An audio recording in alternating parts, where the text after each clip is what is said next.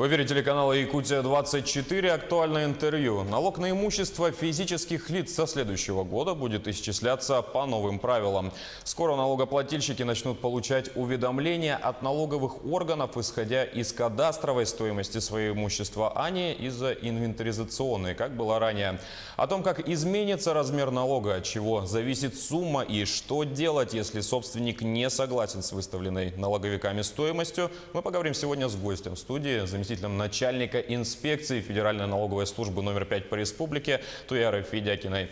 Туяра Степановна, здравствуйте. Добрый день. Спасибо, что выделили время и приехали к нам в студию. В этом году начисление налогов будет производиться за 2017 год. С какого времени и как будут начисляться имущественные налоги по новым правилам? Как вы уже сказали, в этом году у нас будет рассчитан налог по-новому. У нас произошли изменения. Налог уже рассчитан, но рассылка уведомлений будет позже, в сентябре. Надо сказать, что раньше мы считали налог от инвентаризационной стоимости, в этом году от кадастровой стоимости. Но для того, чтобы был осуществлен постепенный переход к полному расчету налога, у нас будут применяться понижающие коэффициенты. В этом году у нас будет коэффициент 0,2, в будущем году 0,4. И к 2020 году мы должны перейти на полную стоимость налога. Но за 2020 год налог будет рассчитан в 2021 году. А в этом году мы рассчитываем за 2017 год. При этом у нас еще вводится новое понятие «вычет на квартиру», но это не денежная компенсация. Имеется в виду, что когда будем рассчитывать налог, для квартиры будет вычет 20 квадратных метров, то есть за 20 квадратных метров налогоплательщики платить налог не будут, на комнату 10 квадратных метров и на жилой дом 50 квадратных метров. Поведайте, пожалуйста, для наших телезрителей, чем отличается инвентаризационная стоимость от кадастровой? И второй вопрос, что привело к тому, чтобы внести такие изменения? Кадастровая стоимость, переход к расчету налога от кадастровой стоимости – это переход к более справедливому налогообложению. Раньше мы считали налог, вот как я уже говорила, от инвентаризационной стоимости, но с 1 января 2013 года органы технической инвентаризации больше нам не передавали такие сведения. Применялся коэффициент, так называемый коэффициент-дефлятор. И что я еще хотела сказать? О том, что, вот как я уже сказала, что это будет более справедливое налогообложение.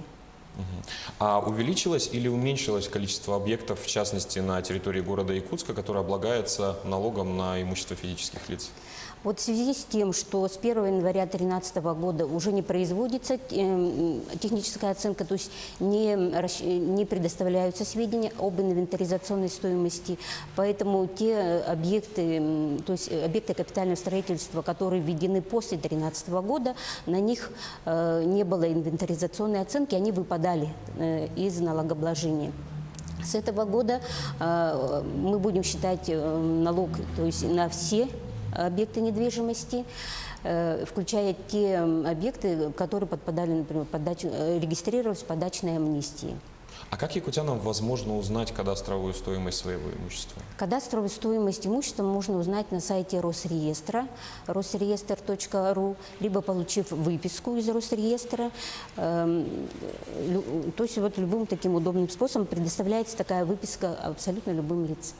Тогда такой уточняющий вопрос, а от чего зависит размер кадастровой стоимости имущества? На кадастровую стоимость влияет назначение объекта недвижимости, вид, имеет значение площадь объекта и также имеет значение местоположение объекта. То есть, например, одинаковые квартиры, которые расположены в центре города Якутска и на окраине, например, города Якутска, у них будет разная кадастровая стоимость. В центре будут квартиры, получается, дороже, налог получается выше.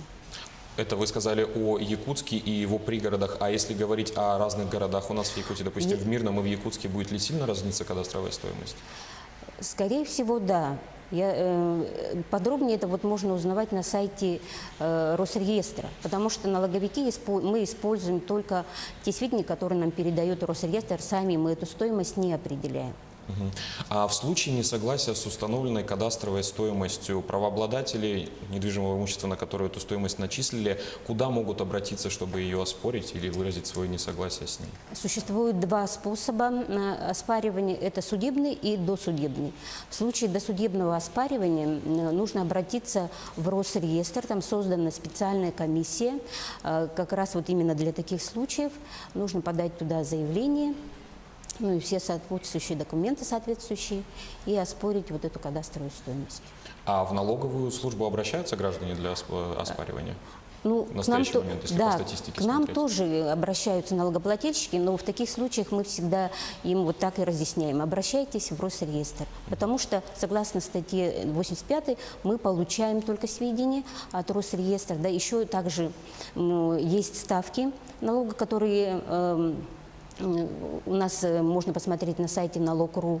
Там есть ставки, и мы просто применяем вот эти имеющиеся данные и рассчитываем налог. А в среднем, в процентных соотношениях, если посмотреть, вот эти вот изменения, которые у нас проходят, изменения из индивидуализационного на кадастровую стоимость, увеличится размер налога или он все-таки уменьшится? Или если увеличится, то есть какие-то расчеты, на сколько процентов Ну, произойдет? для начала я хочу сказать о том, что любой налогоплательщик может сам рассчитать свою стоимость налога. Для этого на сайте налог.ру у нас тоже есть такой сервис «Налоговый калькулятор». Они могут зайти туда, ввести свой кадастровый номер объекта и проверить кадастровую стоимость. А вообще, вот, например, то, что я сказала, что у нас есть такое понятие, как налоговый вычет. То есть, если, например, маленькая квартира, например, 30 квадратных метров, да, то 20 квадратных метров уже не подлежат налогообложению, то для таких квартир стоимость налога, скорее всего, снизится. Для некоторых квартир, которые расположены в центре города Якутска, возможно, налог повысится. Но, как я уже тоже говорила, налог будет постепенно повышаться. В этом году будет он с понижающим коэффициентом 0,2. А вот, кстати, очень тоже интересный вопрос по поводу площади. Вот вы говорите, что до 20 квадратных метров налогом не облагается, но вот, допустим, люди, которые проживают в общежитии, у них комната 18-20 квадратных метров, но у них плюс еще считается общее домового имущества, еще плюс 6-8 квадратов, и получается, что они выходят за эту рамку в 20 квадратных метров. В таких случаях, если сама квартира меньше 20 и плюс еще то имущество общедомовое, они будут облагаться налогом или это считается только по жилой площади? Нет, мы общедомовой не облагаем налогом, мы только площадь именно квартиры. Но, как вот вы говорите, общежитие, то там, скорее всего, комната. А в комнате не облагается 10 квадратных метров. Там уже по другим правилам. Давайте тогда поговорим с вами о льготной категории граждан. Какие льготы по этому налогу предусмотрены законодательством? В статье 407 Налогового кодекса определена льготная категория граждан. Таких у нас 15 категорий. Среди них есть, в частности, пенсионеры. Это самая массовая у нас категория.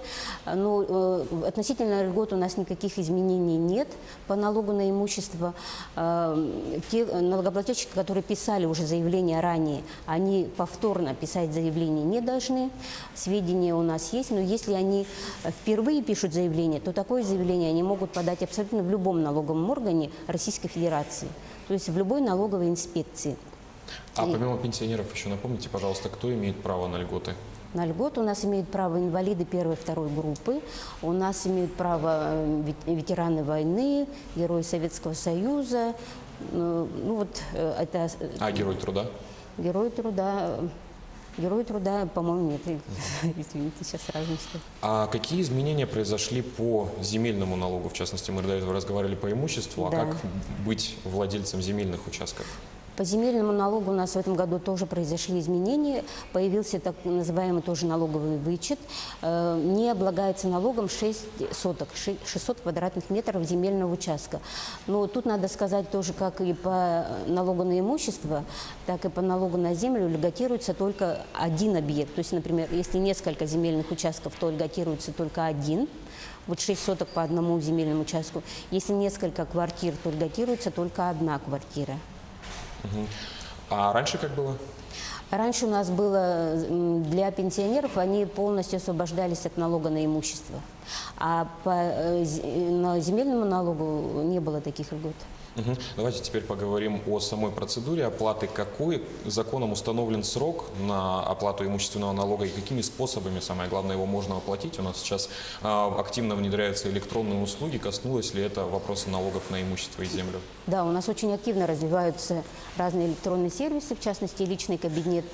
Можно оплатить, как я уже сказала, через личный кабинет, можно оплатить через мобильный банк, и через банк. Через банк можно оплатить. Срок уплаты у нас 1 декабря по всем 3 налогам: и по земле, по имуществу, по транспорту.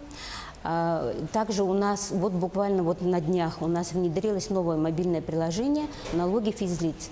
Доступны они для телефонов, которые на базе iOS и Android. Можно скачать эту программу, установить, и всегда будет под рукой.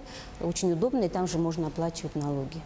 А можно еще раз название программы как? Налоги физлиц. Для iOS и Android. А такой вопрос, вы случайно не отслеживаете вот эту градацию, как у нас сейчас граждане, насколько активно начинают пользоваться именно электронными услугами, есть ли у нас в этом плане рост?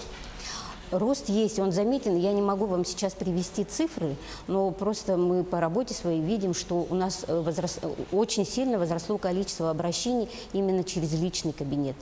Через личный кабинет очень много, особенно в преддверии срока уплаты.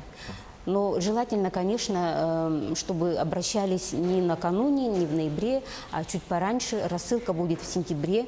Как только получите уведомление, нужно уже сразу, если не согласны с чем-то, обращаться к нам или в Росреестр, например, обращаться, чтобы к 1 декабря можно было оплатить налоги. А вот, кстати говоря, о сроках, какие сроки предусмотрены у нас на оплату налога?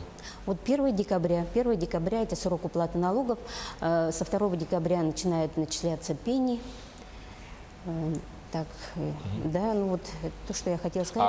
А размер пени у нас увеличивается или остается на прежнем уровне? Для физических лиц на прежнем уровне. А когда граждане начнут получать квитанции на оплату налогов? Согласно графика рассылки налоговых уведомлений, у нас наша республика запланирована на сентябрь. В сентябре уже начнут получать налогоплательщики, но тут надо тоже сказать, что в этом году у нас те плательщики, которые подключены к личному кабинету, они получат уведомления только в личный кабинет. На бумаге они приходить не будут. В прошлом году было одновременно и в личный кабинет, и на бумаге.